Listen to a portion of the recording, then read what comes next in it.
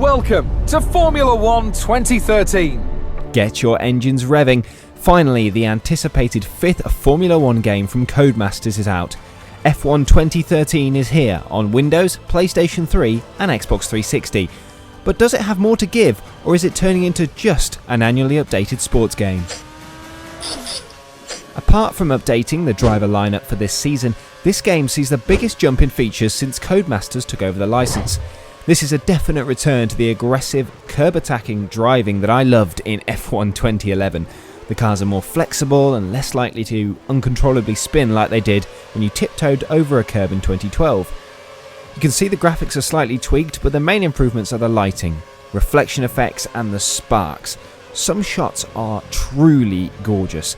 Shame you are too busy looking down the road towards the next apex to actually care about how your front wing looks, but oh well. A little addition that makes a big difference is you can see the Drs Detection and Activation zones clearly highlighted now on your mini-map. Single player has the Grand Prix mode with a welcome return for the ability to add a custom playlist of tracks. Shame this doesn't return to the multiplayer though. Also, there are season challenges and career mode which can keep you engrossed for days at a time. And have you ever wanted to do a 100% race but don't have the time? Well, now you can. There is a mid-session save function, so you can return when you want. Multiplayer is still as exciting and frustrating as before, with clean online races as likely as Max Chilton in a Marussia to win the Drivers' Championship.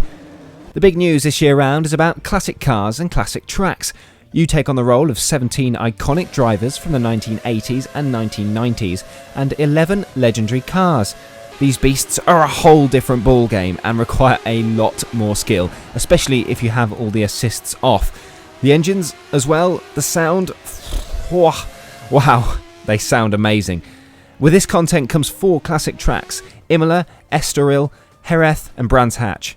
Even better, you can race the old cars on the 2013 season tracks, and vice versa. You will never have a more crazy online race than a full 16-car grid of modern F1 cars at the classic Brands Hatch track. It's a great new addition to the series and will have taken a lot of effort with licensing. I'm sure it will have many hardcore F1 fans chomping at the bit, but at the moment it is more of something to play for a bit, dip in and out of, and move on. There are cars and drivers from different years racing against each other, which doesn't really make sense, and the classic modes are a bit lackluster. I hope we can see some further extension of this in the next game on the next generation of consoles. With this classic content, F1 2013 is the first game in the series to be released in 2 versions. A classic edition with all the content I just mentioned, and then a normal edition that just contains 2 classic tracks and only cars from the 80s.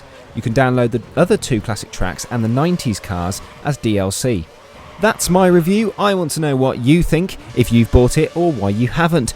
Leave a comment below or tweet me at GTOnlineDaz and I'll look through them.